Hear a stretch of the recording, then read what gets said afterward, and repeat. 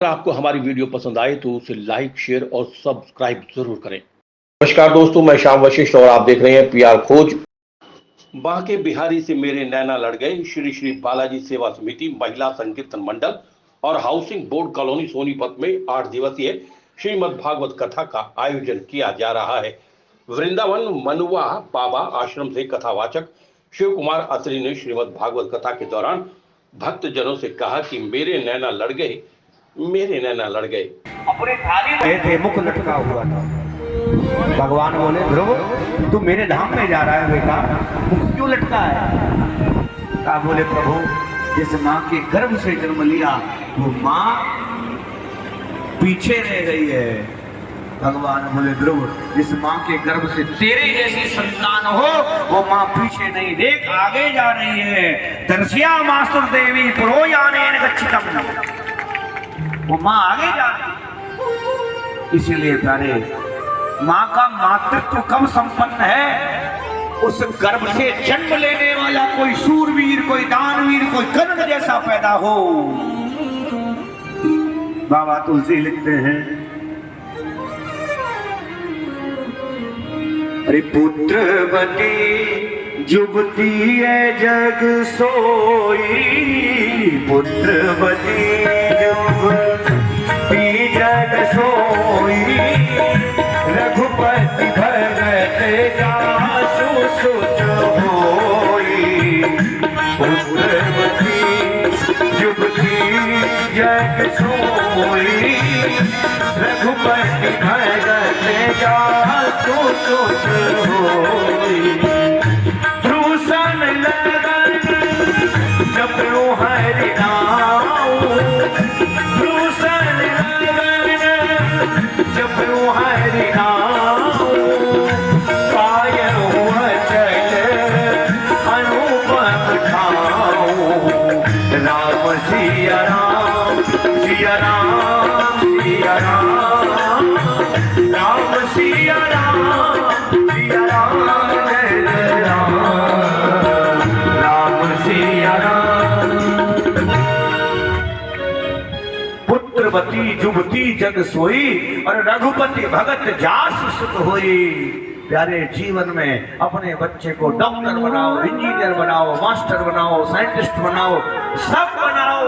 अगर भगवान का भक्त नहीं बना तो सब बनना ना बनने के बराबर है। प्यारे, मस्त होकर के भगवान का भजन करें, तालियों के साथ आनंद लें।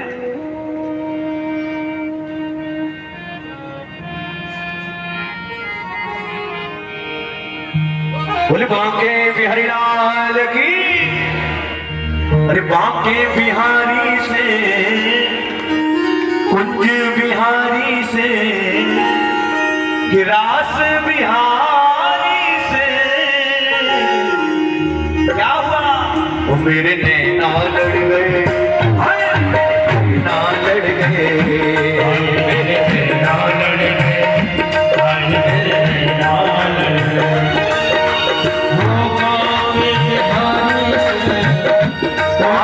बिहारी से, उठे बिहारी से, रास बिहारी से,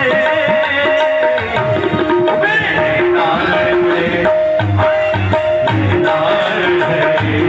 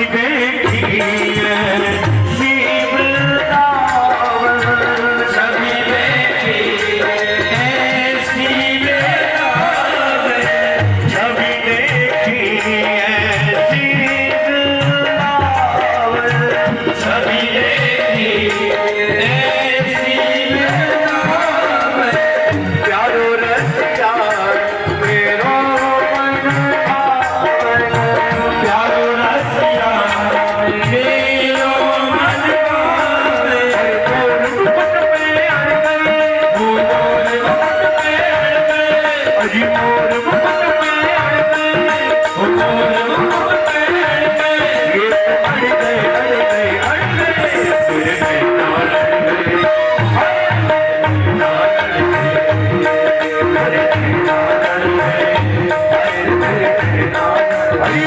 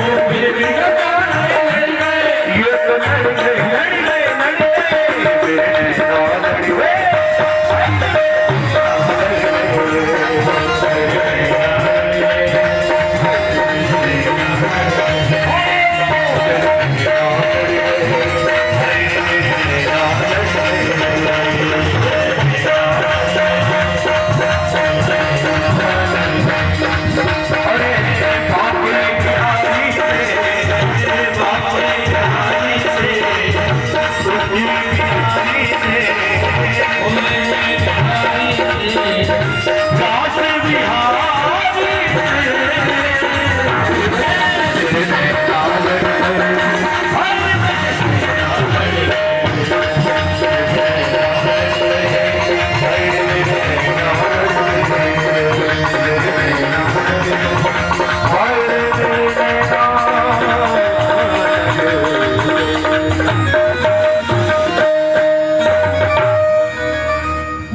बांके बिहारी से, कुंज बिहारी से, कि रास बिहारी से वो मेरे नैना लड़के। देखो एक बार जो बिहारी जी के दर्शन करे ना, ये इतने आप दर्शन करने जाओगे तो क्या दिखाई देता है? पूरी बिहारी जी की प्रतिमा में क्या दिखाई देगा? केवल नेत्र दिखाई देंगे और कुछ नहीं दिखाई देगा।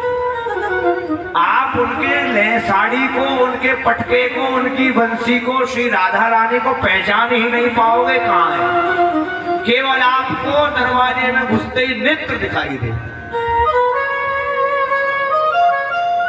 तो केवल भगवान के नेत्र ही ऐसे हैं, एक बार जो फंस जाए छटपटाता रहेगा, पर जब तक प्राण नहीं निकलेंगे तब तक उसकी, तो भगवान कहते मुक्ति किए बगैर हम छोड़ देंगे।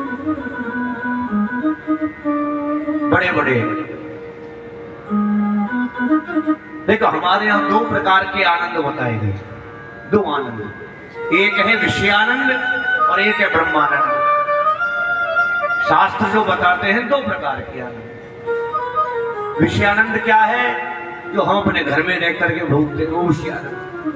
ब्रह्मानंद क्या है?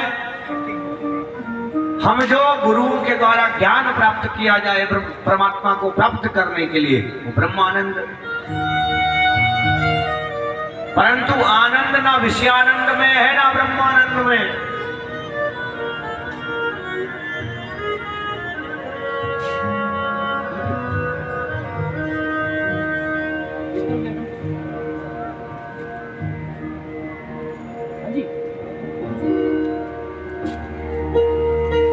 श्री कृष्ण गोविंद हरे मुरारी, श्री कृष्ण गोविंद हरे मुरारी, हे नाथ नारायण वासुदेव। तो आनंद दो प्रकार के आनंद बताए, विषयानंद और ब्रह्मानंद। अब आनंद जो है विषयानंद घर की वस्तुओं में आनंद नहीं है। आपने नया घर बनाया, 20 साल बाद, 20 साल हो गए रहते रहते, अब कोई कहे भैया उसी घर में उतना आनंद आ रहा है। अरे महाराज अब तो घर से बाहर भगने का मन करता है, घर में मन नहीं लगता है। जब इतने आनंद से बनाया था तो 20 साल बाद भी वही आनंद होना चाहिए, क्यों नहीं है? दूसरा ब्रह्मानंद। अब जो ब्रह्मानंद में खोया है वो ब्रह्म में रहता है, भगवान की लीलाओं को नहीं जानता, तो वो आनंद उसको भी प्राप्त नहीं है। शास्त्र के अनुरूप दो आनंद और मेरे अनुरूप एक और आनंद, जिसका नाम है परमानंद। परमानंद। और परमानंद क्या है? जो आनंद ना विषयानंद में है ना ब्रह्मानंद में है, वो आनंद परमानंद में है। भक्त जब भगवान के द्वार पर पहुंचता है, दर्शन करने की लालसा, उत्कंठा उसके नेत्रों में दिखाई देती है। उसके दर्शन करने से ही पहले पर्दा हटने वाला हो, बिहारी जी का रोम रोम खड़ा हो जाए, नेत्रों से सुधार बहने लग जाए। दुनिया कौन आ रहा है, कौन जा रहा है, किसका धक्का लग रहा है, कोई ज्ञान नहीं रहे, केवल एक आशा रहे, जब पट खुले तो मैं भगवान के दर्शन कर पाऊं। उस समय जो आनंद प्राप्त होगा उसको कहा गया परमानंद। आप लोग भगवान का भजन सुनते हैं, आप भजन आपके अंदर ऐसा आनंद उत्पन्न करता है, ऐसा आनंद उत्पन्न करता है कि आपका मन नाचे बगैर नहीं रहता है ना। कोई नाचना दो जगह पर है, एक तो जगत के सामने, एक जगदीश्वर के सामने। अब जगत के सामने हम नाच रहे हैं, कहाँ नाच रहे हैं? शादियों में, बारातों में नाच रहे हैं। शादियों में नाचेंगे, खूब नाचेंगे, पर कोई गिनती किसी गिनती में नहीं। अपनी जेब के 100, 200, 500 लुटाया होंगे, है कि नहीं? परंतु जब परमात्मा के सामने नाचोगे तो क्या होगा? वो गिनती में चला जाएगा, आपकी डायरी में नोट हो जाएगा। ये भक्त मेरे लिए इतनी देर मंत्रमुग्ध होकर के नाचा, क्या तेरा उद्धार हो जाएगा। है? नाचना दोनों तरफ है, एक तरफ माया नचाती और एक तरफ जगदीश्वर नचाता है। तो जो माया नचाएगी तो माया के चक्कर में फिर आप माया रूप में बन जाओगे, और जगदीश्वर नचाएगा तो आप भगवान की मुक्ति को प्राप्त कर जाओगे। आगे चले, इन्हीं के वंश में महाराज ध्रुव के वंश में वेन नाम के राजा हुए। वेन में यज्ञ इत्यादि बंद करा दिया गया, संतों के श्राप से उनको भस्म कर दिया गया। उनके शरीर का मंथन हुआ, महाराज पृथु का जन्म होता है। और महाराज पृथु भगवान के अवतार हैं।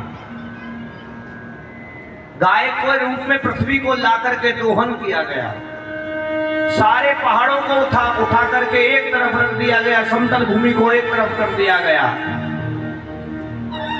महाराज पृथु के वंश में आगे चल करके राजा प्राचीन बरही ने इतने यज्ञ किए, यज्ञ करते करते हर यज्ञ में बलि देते हैं। एक दिन नारद जी आए, नारद जी ने कहा राजन क्या करते हो? तो प्रभु बलि दे रहा हूं। इसलिए कि यज्ञ किया है। अब देखो हमारे वेद क्या है, भगवान है। अब वेदों में जो हिंसा है वो प्रवृत्ति परक नहीं, निवृत्ति परक बताई गई है। वो ढालने के लिए नहीं बताई गई है, केवल अंश मात्र दिखाने के लिए बताई गई है। अब हम तो उसी बहाने से क्या करें, बहाना मिल गया तो हिंसा ही हिंसा करने लगे। और हमारे यहाँ तो नया सिस्टम और है, अब वेद के अनुसार चले तो बड़ा लंबा प्रोसीजर, भाई वेद के अनुसार चले हैं बड़ा लंबा प्रोसीजर फॉलो करना पड़े, तो हम लोग हमारे अनुरूप, हमें जो सुविधा लगे उसके अनुरूप से ढाल लेते हैं। जैसे हमने संस्कारों को ढाल लिया। हमारे यहाँ कितने संस्कार? 16 संस्कार। अब उन 16 संस्कारों में से कितने बचे? 3 संस्कार बचे। 16 तो कोई करता ही नहीं। 16 करे तो समझो बहुत ही कोई दिव्यात्मा, पुण्यात्मा, कोई अमलात्मा हो। गर्भाधान से लेकर के अंतिम संस्कार तक 16 संस्कार। गर्भाधान, चूड़ाकरण, शिखासूत्र, जनेऊ संस्कार, नामकरण संस्कार, उपनयन संस्कार, अन्नप्राशन, कर्णवेधन, चूड़ाकरण, कितने कितने संस्कार। पर अब हम केवल 3 संस्कार जानते हैं, नामकरण, विवाह संस्कार और अंतिम संस्कार। इसके अलावा और कोई नहीं है ना। अब नामकरण का चक्कर आप जानो, जो पंडित जी ने बता दिया उसमें तो नाम ही नहीं रखना है, मॉडर्न नाम चाहिए। अलग अलग दुनिया भर में ना जाने कहां से ढूंढ करके लाएंगे ऐसा नाम जो कभी दुनिया में नहीं सुना हो, ऐसा नाम चाहिए बच्चे का। तो नामकरण का कर दिया सत्यानाश। इसके बाद बचा विवाह। अब विवाह का तो आप अपनी आंखों के सामने देख रहे हो। हमारे यहाँ विवाह की लगन कभी भी गौधूली बेला को पार नहीं करती थी। जो मैया 70-80 साल की होंगी, उनसे पूछा जाए आपका विवाह कब हुआ, वो कहेंगे हमारे तो भैया दिन में ही फेरा है गए, रात को तो कोई चक्कर ही ना हो। क्यों? हमारे यहाँ गौधूली बेला बताई गई है। हमारे यहाँ रात में विवाह होता ही नहीं है, पर हमने क्या है सारा प्रोसीजर बदल दिया, अपने अनुरूप ढाल दिया। क्योंकि रात में करेंगे तो बढ़िया आतिशबाजी होगी, लाइट होगी, डीजे होगा, सब नाचेंगे शराब पी पी करके। और विवाह किसे कहा गया है जानते? आपने 1 करोड़ 2 करोड़ की दावत खिलाई, 10-20 लाख रुपए की शराब पिला दी, 2-4 मैं कह रहा हूं 1000-2000 पशुओं की बलि दिलवा दी है, उसमें केवल किस लिए? अपने वैभव को दिखाने के लिए। विवाह नहीं है ये, विवाह ही नहीं। विवाह कौन सा होता है? जब मंडप में बैठ करके अग्नि के सामने बच्चे बैठ जाएं, ब्राह्मण मंत्रोच्चारण करे, बड़ों का आशीर्वाद प्राप्त हो, उसे विवाह कहा गया है। और उसको हमको समझते नहीं, उसको कुछ नहीं समझ रहे हैं। विवाह का समय होगा 8 बजे का, 9 बजे का, मैं कह रहा हूं 12 बजे का भी हो चलो। हालांकि रात्रि में यज्ञ होते ही नहीं है, पर हम लोगों ने विधान बना दिया है। अब 12 बजे भी पंडित जी बैठे तो बारात कितने बजे आएगी? 11 साढ़े 11 बजे। फिर 1-1.5 घंटा जयमाला होगी, उसके बाद 2-3 घंटे 1-1.5 घंटे फिर फोटो खिंचेंगे, उसके बाद छोरा छोरी खावे चले जाएंगे। ब्याह का नंबर आवेगा सुबह 3:30 बजे। उस समय ना तो कोई लग्न है, ना कोई मुहूर्त है, ना कोई विधान है। इतने के बाद भी लड़का क्या कहेगा बैठ करके, महाराज जल्दी करा देगा, 20 मिनट में ब्याह करा देगा। जहां विवाह के लिए 6-6 घंटे कम पड़ जाते थे, उस विवाह को तुम 20 मिनट में कराना चाहते हो। अरे ब्राह्मण को काहे की पड़ी है? जब तुम ही अपने संस्कार का ध्यान नहीं कर रहे हो तो ब्राह्मण को क्या पड़ी? उसे दक्षिणा नहीं ले जाएगा। कर्म तो तुम्हें कराना है ना, सचेत तो हमें रहना चाहिए। तो प्यारे, विवाह के संस्कार को समझो। मैं कहता हूं एक विवाह ऐसा करके देख लेना अपने समाज में, ज्यादा बड़ी बात नहीं कह रहा हूं। एक विवाह ऐसा जो लग्न में हो, मुहूर्त में हो, अच्छे समय पर हो, उस विवाह में जीवन में कोई दिक्कत पैदा नहीं होगी। अब विवाह के लग्न है 9 बजे और 1 बजे ब्याह करने हैं 2 बजे, तो प्यारे भैया 2 महीना में तो वही मिलेगा, सिग्नेचर होते दिखेंगे एक दूसरे के। इसके बाद अंतिम संस्कार। अब अंतिम संस्कार में क्या हुआ? कोविड में देख लिया सबने अंतिम संस्कार कैसे होता है। आदमी पॉलिथीन में पैक होकर के आया, पॉलिथीन में चला गया और पॉलिथीन में भस्म हो गया, उसी में राख बन गई। और जो पात्र दिया गया उसमें कुछ नहीं है, ना हड्डी, ना जो उसके अंग होते हैं विसर्जन के लिए फूल होते हैं, उसमें कुछ भी नहीं है, केवल राख के अलावा। बटन दबाया और गोविंदाय नमो नमः। ना कोई कपाल क्रिया है, ना कोई स्नान, कुछ नहीं। संस्कारों को जीवित करो। संस्कार जीवित रहेंगे तो हम जीवित रहेंगे। शास्त्र कहता है धर्मो रक्षति रक्षता। अगर हम अपने धर्म की रक्षा करेंगे तो धर्म हमारी रक्षा के लिए तत्पर रहेगा। मैया सीता का अपहरण हो रहा था, किसी ने कहा तुम बचा सकती थी अपने आप को? अगर मैं अपने आप को बचाती तो मेरा धर्म चला जाता। मैं पवन जिंदल श्री श्री बालाजी सेवा समिति से एक हमने भागवत का अपना प्रोग्राम बना कर रखा है। 1 तारीख से 8 तारीख तक भागवत सप्ताह, और 8 तारीख का भंडारा है हमारा। और ये सेक्टर 15 में महिला संकीर्तन मंडल है, उनके साथ मिलकर जो है। और हमारे कथावाचक मथुरा से आए हुए हैं, बहुत ही अच्छे, बहुत ही प्रसिद्ध कथावाचक है। और आज जो है श्री कृष्ण जन्म का विस्तार चल रहा है। और हमारी बाकी संस्था है जो है, बहुत बड़ी संस्था है। जैसे लड़कियों की शादी है और डेली हमारा लंगर है, सिलाई सेंटर है। ये हमारी संस्था के नित्य के रोजाना के कार्यक्रम हैं जो चलते हैं। शादियाँ लड़कियों की 1 साल में 1 बार करवाते हैं हम। सिलाई सेंटर है, चल रहा है, आँखों की डिस्पेंसरी है। अनेक ऐसे धार्मिक कार्य हैं, सामाजिक कार्य हैं जो हमारी संस्था रेगुलर कर रही है। PR खोज के लिए रणबीर हुइला के साथ श्याम वशिष्ठ।